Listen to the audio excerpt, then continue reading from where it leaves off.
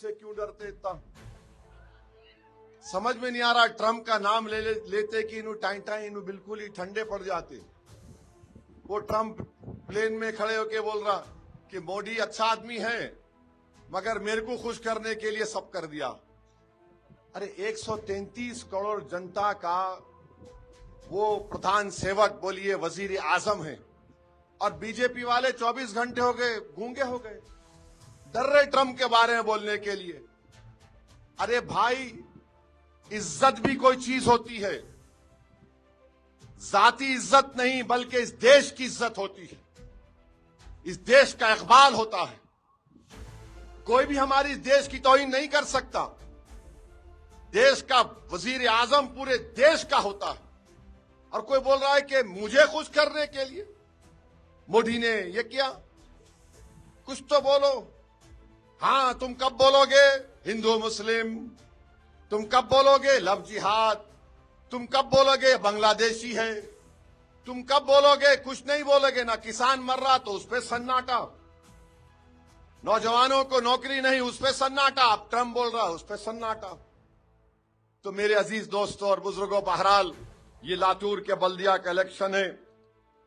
मेरी आप तमाम लोगों से फिर से गुजारिश है कि मजलिस के इन तमाम उम्मीदवारों को आप कामयाब करिए।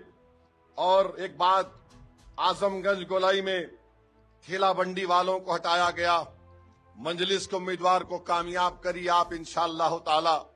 वहां पर हॉकर जोन बनाएंगे ताकि वो गरीब लोग बैठकर अपना कारोबार कर सकें, अपने घर में चिराग को जला सकें। इस देश में अगर सबसे ज्यादा अगर गरीब कोई है तो दलित और मुसलमान है। और इनकी गरीबी का, गुर्बत की वजह एक ये भी है कि इनके पास इनकी सियासी आवाज नहीं है। याद रखिए, असदुद्दीन ओवैसी खाली तकरीर करता है, बोलता है, लड़ता है, मगर आपको असदुद्दीन ओवैसी से ज्यादा ऐसे 100 लोगों की जरूरत है जो सियासी तौर पर आपके लीडर बनकर बेबाक तरीके से आपकी बात कर सकें। मैं आज रहूंगा, कल नहीं रहूंगा, सब जाएंगे इस दुनिया से, कोई रहने वाला नहीं है।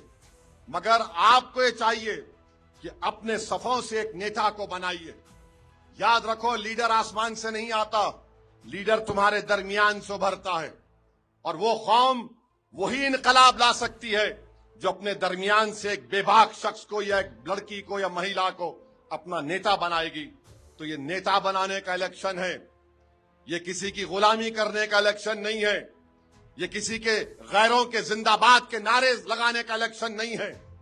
ये आपका इलेक्शन है, आपको जिंदा रहने का इलेक्शन है। जिंदाबाद का नारा लगेगा तो मजलिस के इत्तेहाद मुस्लिमीन जिंदाबाद का नारा लगेगा। तो मैं आपको यही चंद गुजारिशात बोलकर जा रहा हूं। मैं यहां से शोलापुर मुझे जाना है, तो मैं आपसे इजाजत चाहता हूं। आप